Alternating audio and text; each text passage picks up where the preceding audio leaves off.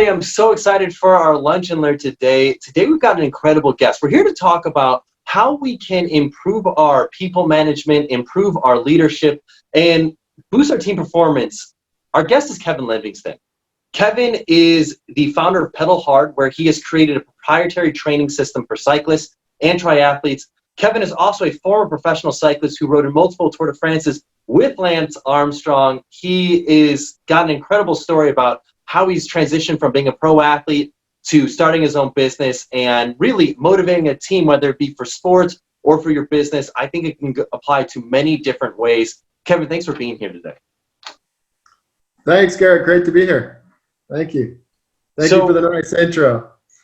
Yeah, of course. I mean, Kevin, I think what's fascinating, I don't get to interview that many professional athletes. And so I'd love to start because I think as an executive, we think about this a lot, or just as a leader, as a professional, we think about this a lot of just how do we take our lives, our careers to the next level? And I think sometimes it can be for business, sometimes it can be for sport. When did you go from a really good athlete to a professional cyclist? Like, what was that thing that clicked for you, that changed for you? And could you share that story of like when that happened and what happened in doing all of that? Sure.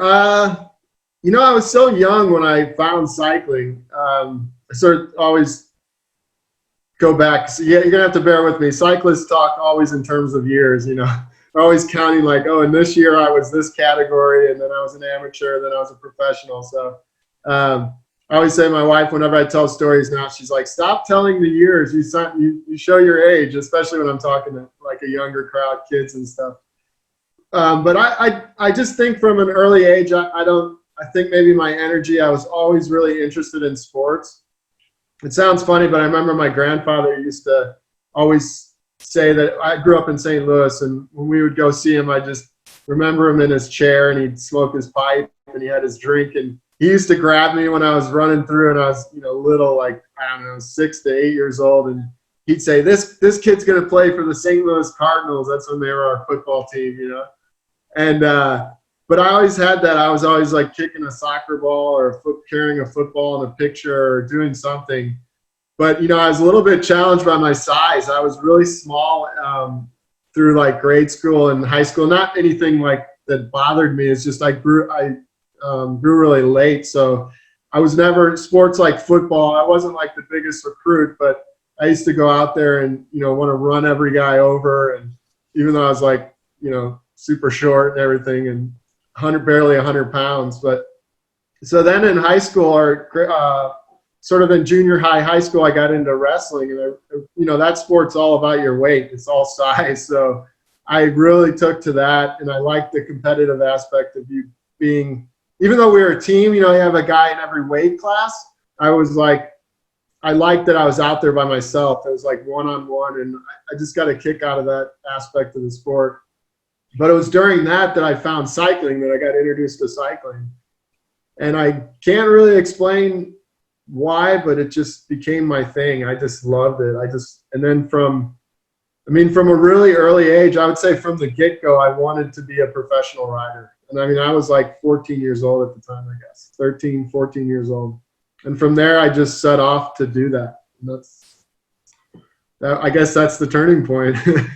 I mean, I think there's a lot of people that want to be a professional athlete. You know, I mean, maybe there's more people that say, I want to be an NBA player or an NFL player than maybe a professional cyclist. Maybe, I've got no idea.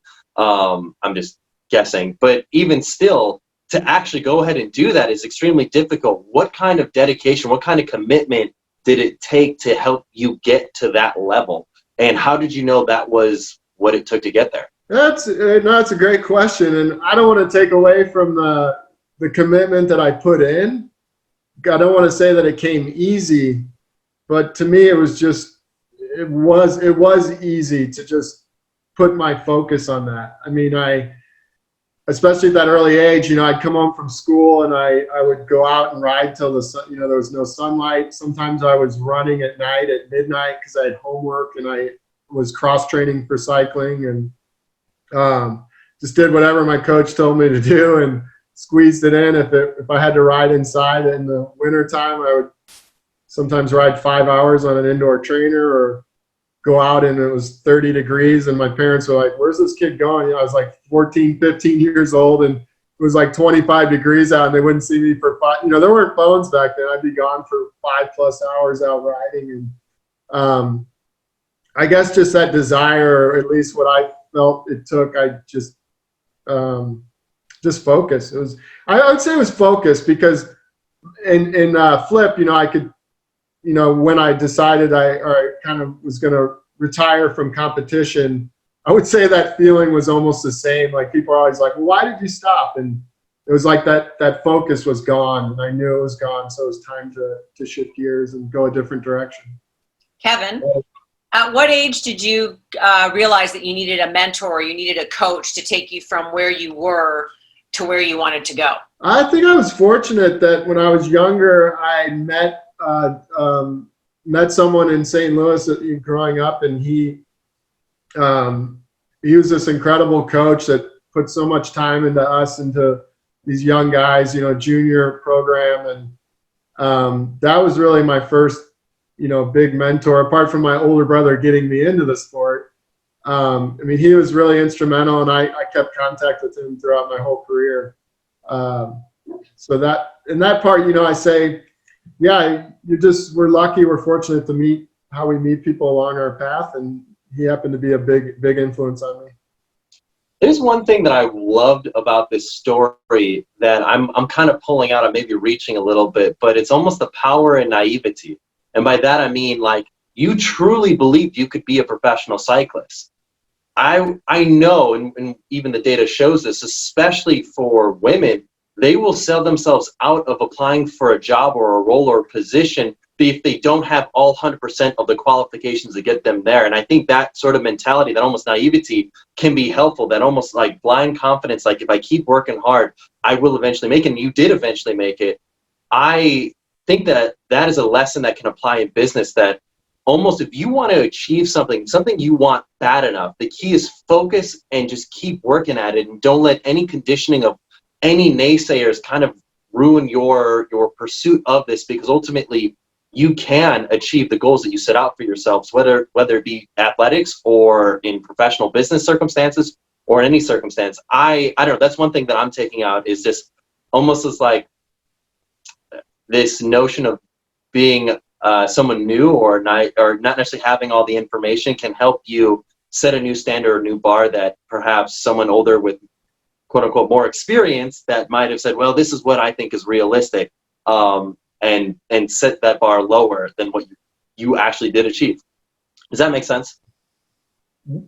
No, it totally does. I think that's a great, I like that perspective, Garrett, because I sometimes look back and I don't think I've ever identified it as that. And I look back and I go, well, why, even, now as I'm older and I'm trying new things or trying to do things in business or life or whatever it is. And I guess I've never really connected that because now I do exactly what you just said. I don't have I'm not qualified. I can't do that. And I remember as I went through my career, it's almost like as I got more professional or became a professional, I started to instill these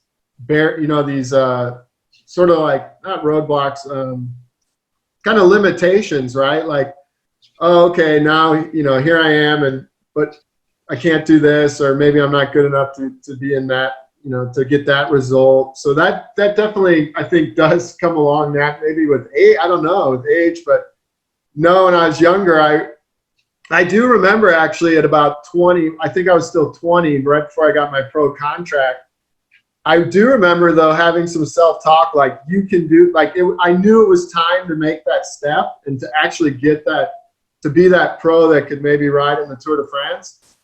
And I do remember having those conversations, with myself about, you can do this, like this is real, like you really can put on that jersey and shorts, in cycling, that's like the kit of a pro rider and be on that team. So maybe, yeah, definitely I think probably the 14, 15, maybe, I don't know if it's immaturity or naivety, but yeah, it helped. I mean, it's cool. And I think that's something that as a business leader, as all professionals, we can hear that story and say, one, anything is possible. Two, we hold our own self-limitations that help us that essentially inhibit us from getting what we want. Fear is the thing that holds us back from getting the things we want in life, in business, in our careers. And when we harbor this fear, when we harbor these insecurities, these inhibitions, it impacts us. And one of the best ways to overcome them is just kind of what you just did, Kevin, was put them out there and say, hey, you know what, this is something that I thought I couldn't achieve.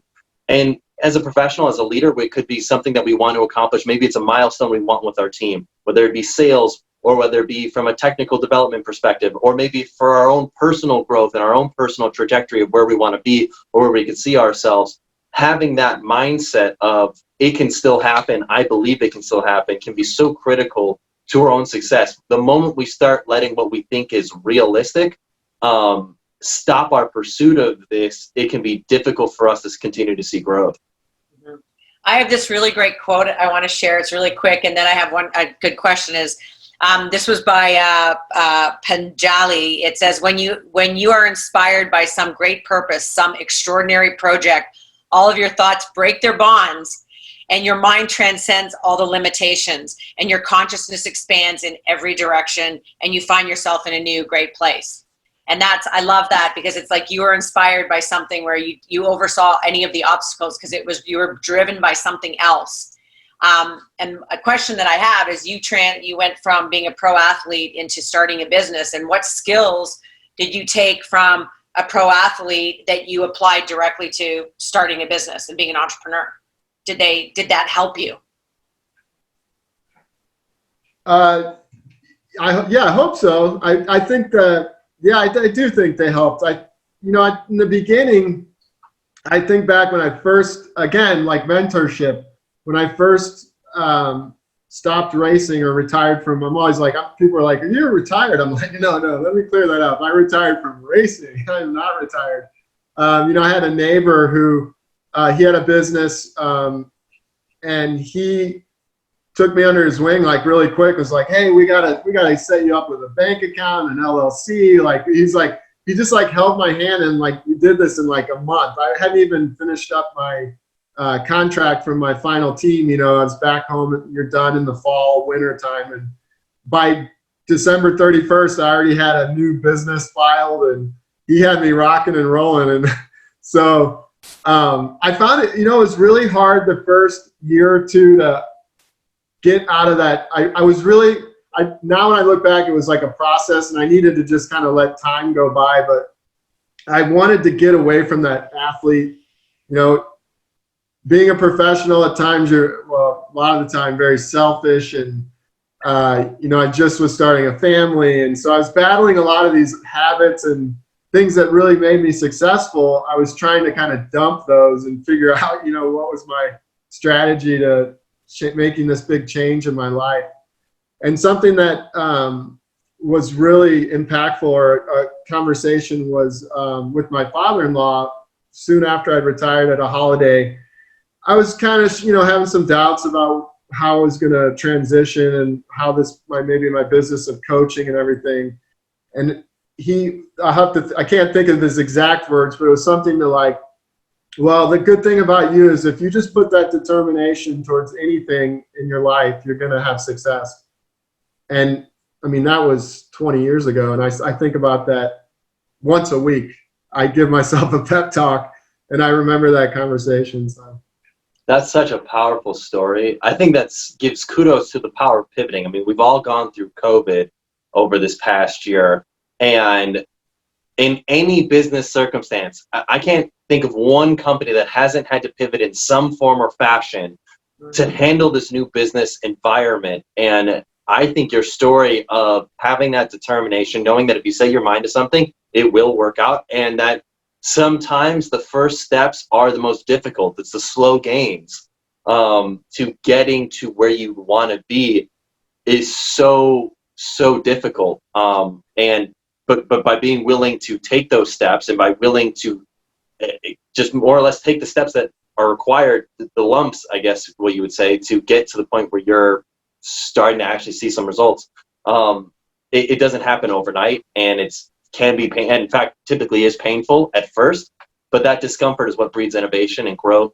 And I think that's a lesson that any professional watching this can take home and think to themselves, okay, what are the circumstances that I'm in? And this could be pivoting in a variety of fashions. It could be personal. It'd be like, hey, I didn't have a family, but now my spouse and I are starting a family. And now I'm having to pivot my personal life to this. Or, my kids were going to school, now they're at home, and I've got to figure out how to teach my kids and do work at the same time. Or it could be professional. It could be I'm transitioning into this new managerial role, or I'm transitioning into this new work circumstance. These are all factors. These are all things that these professionals that are watching this right now are potentially going through, and everybody's pivoting. It could be changing their business. So I think that's a great story of just needing that determination and being able to be confident that you can take yourself to the next level and that you're never too old to pivot. Yes. Yeah, I mean, for sure. I mean, everything you just mentioned, I mean, I'm sure I'm like many people. I'm sort of also experiencing that big challenges in my own business and everything. And to what you said about the process is slow and respecting that. And at times I think it can be a negative when I look back, maybe not a big negative, but I look back on what it took through my career to get to where I ultimately, what I considered, being successful in my career, and what it takes. And so sometimes I'm like, oh my gosh, like I gotta, like you said, get ready for the long haul here and just get focused and have that confidence in pushing forward. And also what I'm hearing is that you didn't do it alone.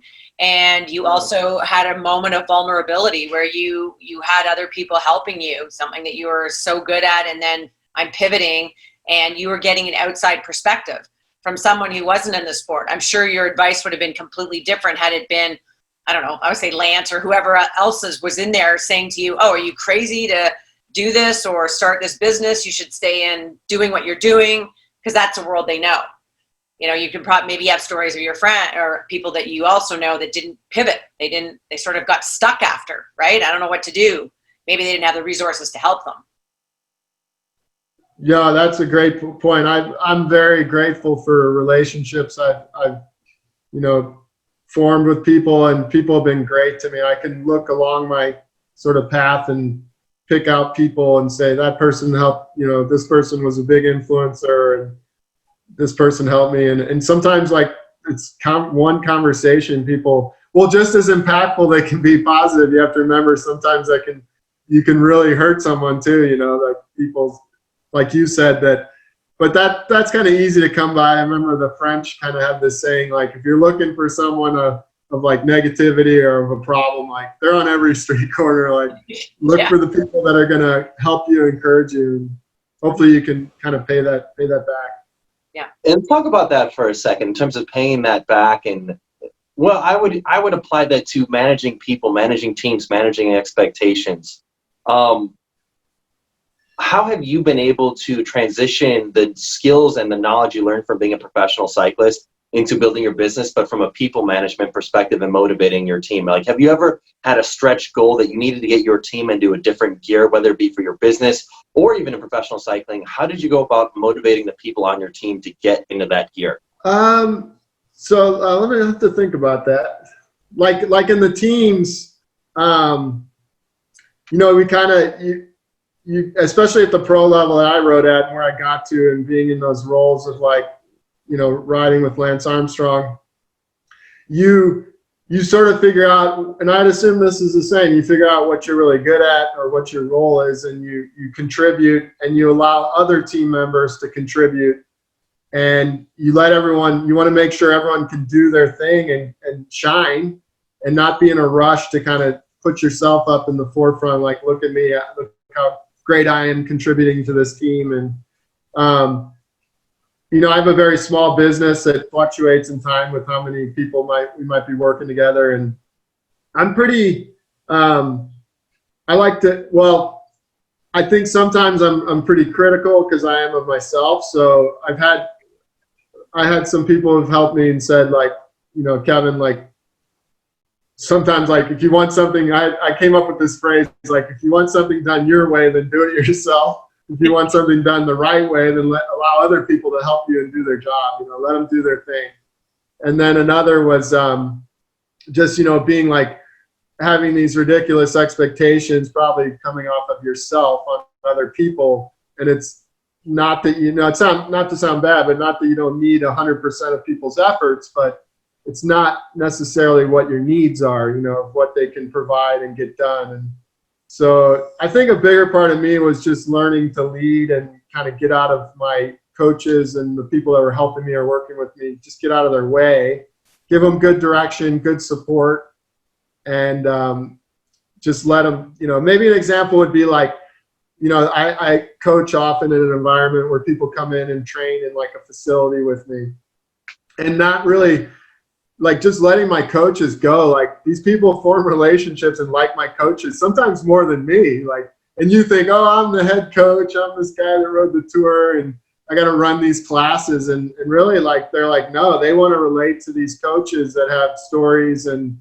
build relationships and have experiences too to share with my athletes or my clients. So those are lessons I've learned. They sound a little bit more kind of maybe personal, but I hope that people that have worked with me, found me to be, to provide enough leadership, but also I believe in letting people kind of do their thing and hopefully shine. I think that makes a lot of sense. I think that's a great nugget. I mean, pulling that out, maybe put it in like a 30-second version, letting people fail and not do it necessarily the way that you would have done it empowers them to be better professionals and empowers the people you work with to innovate and be innovative, because you are challenging them to think on their own and not think for them. No, that's awesome. Well, Tori talked about this a second ago. I love to learn your thoughts on vulnerability. How has that played a role in your life? When have you had to be vulnerable as a leader and as a professional? Meaning that something didn't go the way you wanted it to go. I mean, I know obviously we've heard about, Lance Armstrong and doping and, all the things that were going on during the Tour de France. I would love to learn how you were able to maybe harness that type of experience and help leverage that to help you be a better professional and a better leader and allow people to learn from your story. I mean, I've done interview. I did an interview recently where I was pretty candid and open about, what went on there. And so I did talk about how that was tough post-career to whatever. People don't care. I don't need them to feel sorry for me. It's just, that was a tough thing to kind of come to grips with, I felt like made some choices that were tough, and, you can't go back and change them. You got to learn from them. And that's what I was, when I talked about doping, it's like, then you're kind of like the embarrassment. And for a while, I actually think I avoided doing public speaking. I know I did, not actually, or I avoided doing any kind of public speaking or interviews because I kind of cringe. Even before anyone really knew all about the doping, people would ask me, oh, you did so great, and you're a pro athlete, you're so awesome. And kind of in my head sometimes I'd be like, yeah, I'm not that awesome. Like, I kind of had this hidden story that a lot of guys went through and had to make similar decisions. Anyway, kind of what got me, back to our first question about just that focus as a young, being a young kid and really that drive.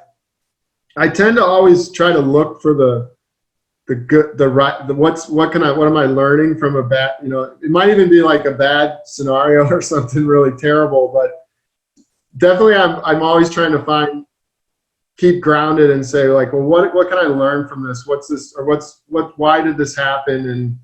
And to kind of avoid, because it's hard I think it'd be hard to stay in the top, or it's hard to be in that profession. And I guess here might be an example, like watching my kids in their sports, and they go to a swim meet, and as a parent, you just want so bad for them you want them to feel success and accomplishment, and for themselves, and you want them to experience things you might feel like you experienced.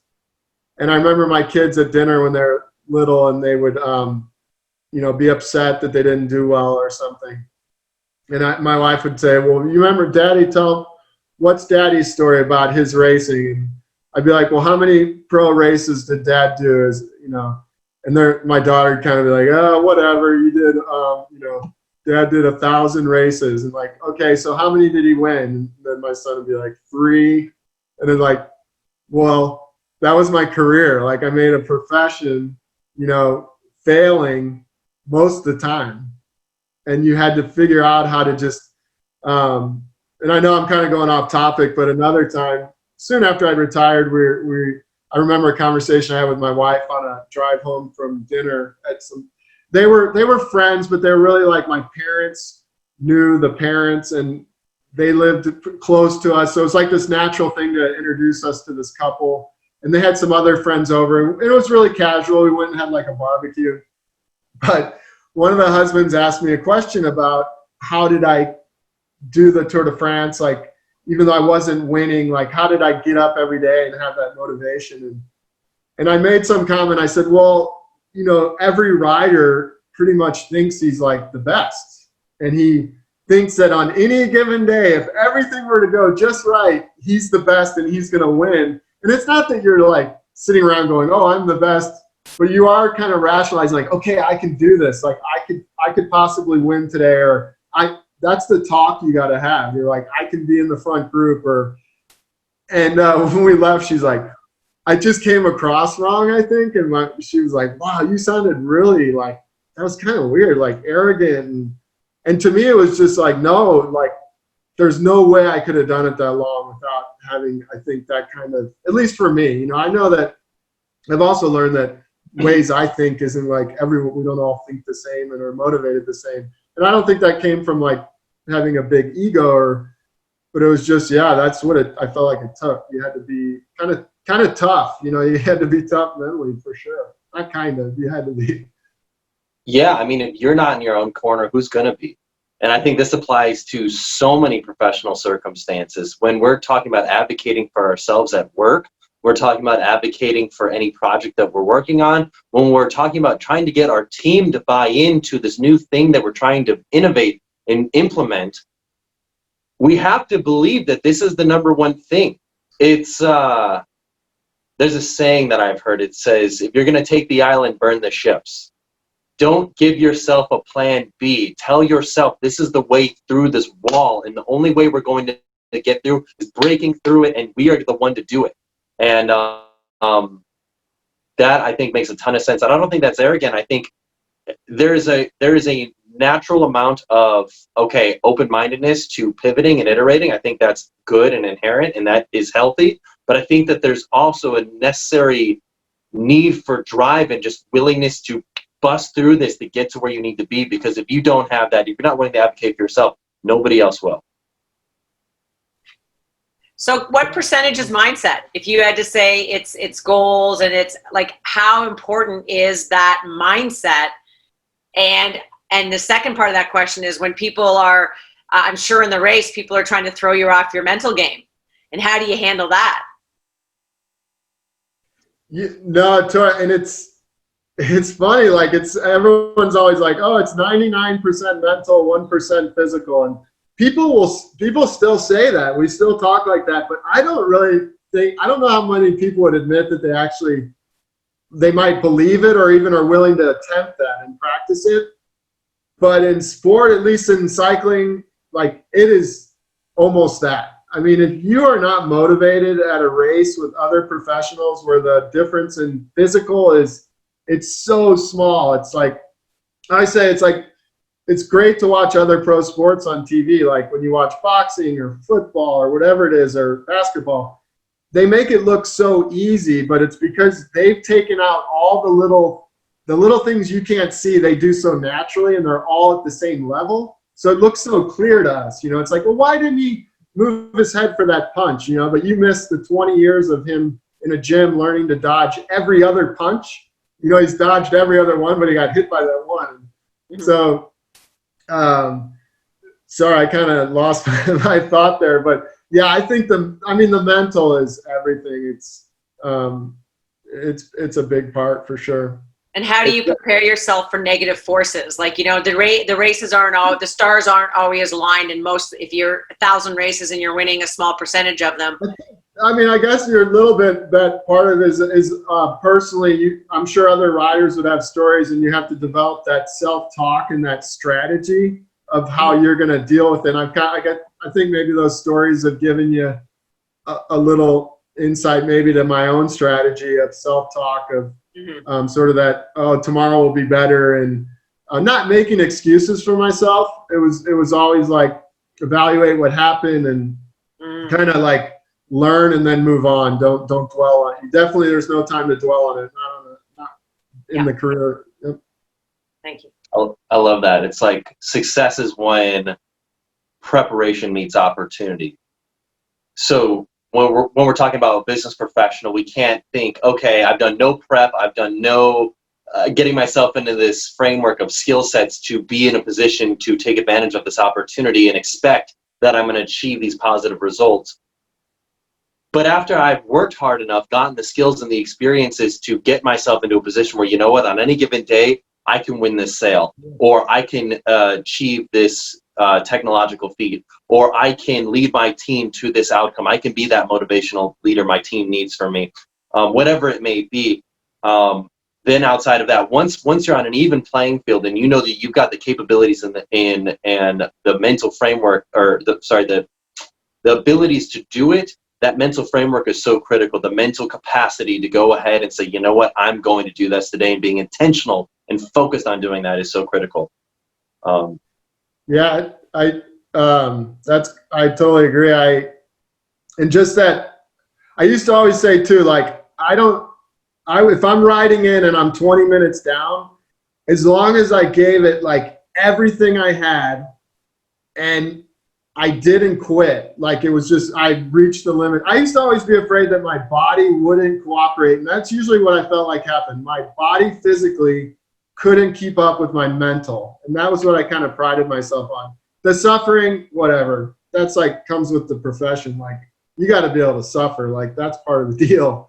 And for me, that was just like yeah, you're going to suffer today. So it was always like, well, is my body going to cooperate? Like, at some point, my heart rate won't go any higher, you know, or you've got too much blood lactate in your legs, and the muscles just physiologically, scientifically will not continue at that output, you know. And that's kind of, that was the way I approached, you know, I always thought like that. And I'd almost be afraid sometimes, like, oh my gosh, I hope that I've got it today. And I think that's probably pretty common in most athletes.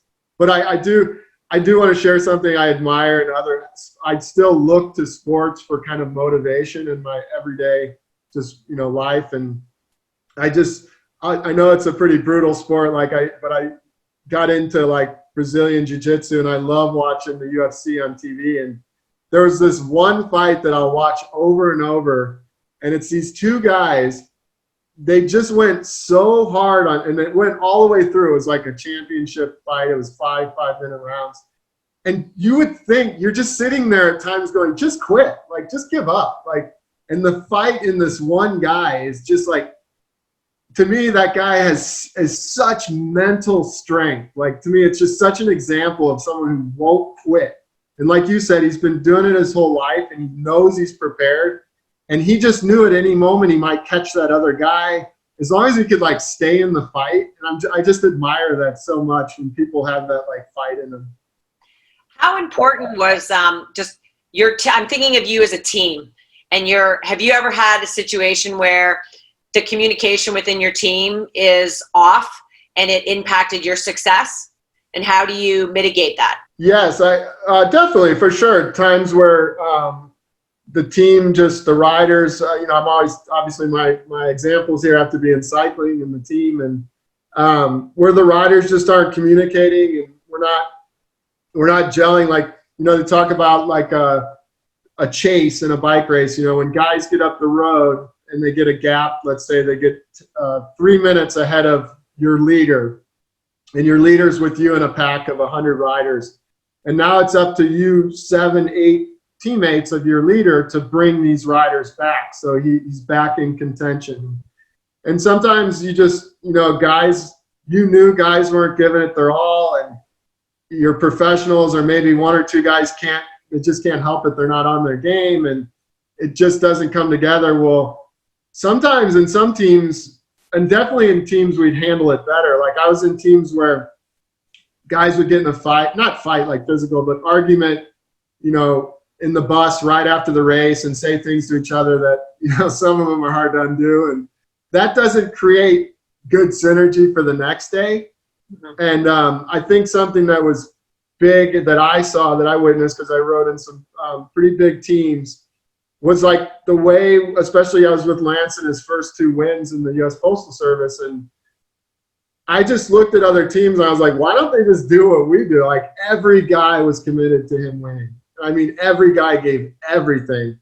But there was a pride in that, because when you came down to the dinner table, you knew your other teammates were like, yeah, he had it today. He gave everything. Even when you had a bad day, they're like, he was sick. He gave everything he had. And a lot of time, those guys got more credit, right? They're like, so-and-so had a bad stomach or had a fever. And the guys at the table would sit there and talk about him sitting there and talk about how awesome it was that he was able to pull for, 15 miles at some crazy pace. And then he barely made it to the finish and stayed in the race. So, and then being in other teams where you got these guys that are, as a group, you should be stronger than the other teams, but you're not a. Yeah. And that plays into a little bit of that vulnerability, is that you have such a cohesive team that teammates are allowed to say, hey, I gave it my all, or for you even to know that they gave it their all, and not to condone them, because you're close and you understand there's that vulnerability as a team, and you've each got each other's back, and you're working in a synergy. And that's just, like I said, just that showcase of the more communication and vulnerability you had within a team, the more success you experience. Maybe not winning, but just working really well as a team. It definitely translated to success, for sure, when the team was cohesive like that. This is awesome, Kevin. And even, sorry, go ahead. Oh, sorry. Oh, just in terms of like the energy our team would build, like one thing coming down to your teammates to the dinner table, and often in the hotels, the teams will share, and there'll be like 5, maybe even 10, 15 teams sometimes in the same room eating. And when the team is that strong, it like resonates out to the other teams. It's like you go walking to get your spaghetti or whatever, and the other teams are just like, oh gosh, we got to deal with them tomorrow again. They're going to set a certain pace, and it's almost like you beat them already. You beat them with that energy. With a mindset too. Yeah. That's a mentality. That's a crazy mentality of just like, we're winners. And I think that applies to business. I mean, I think if you're a team and you're building your team, and you're on a team, and you come in with that mentality that our team is stronger than anybody, that we can take on giants, and that this is no problem, we've got it. I think that mentality can really, really make massive impacts, whether it be sales, whether it be technological feats, whether it be anything that you're trying to do in terms of improving your team performance or your outcome. I think that mentality that we got this, and we can ride with anybody, or we are the best that exists, and we set the standard. That mentality is so critical, and actually believing it is so huge. Mm-hmm. Kevin, this was awesome. This has been an incredible lunch and learn. I know we went a little bit longer, but I think what you had to say was fantastic. I think the stories were incredible. I believe everybody that's in our audience watching today has really gotten a lot out of you. I really appreciate you being here. One final question I have for you is, how can our audience learn more about you, connect with your work, connect with you in any way or fashion or form? Yes. Well, I have a website for my coaching, pedalhard.com. And then I also have a group on Facebook called Primal Eaters that I've gotten into a sort of a branched off. People always ask me about nutrition or their weight or things like that. So I've really delved into fasting, and I'm really enjoying that. So probably just my website, and there find me on Facebook with that group. I will say, I really enjoyed this. Yeah, I'm kind of like, oh my gosh, like the competitiveness. I know that everything doesn't always have to be about, like crushing other people and beating them, but it was fun. You kind of brought out some of my old kind of emotions there with just the competitiveness that kind of drew me to sports too. That's awesome. Well, hey, Kevin, thanks for being here. Everybody, thank you all for being here. Have a wonderful rest of your day. See you, everybody.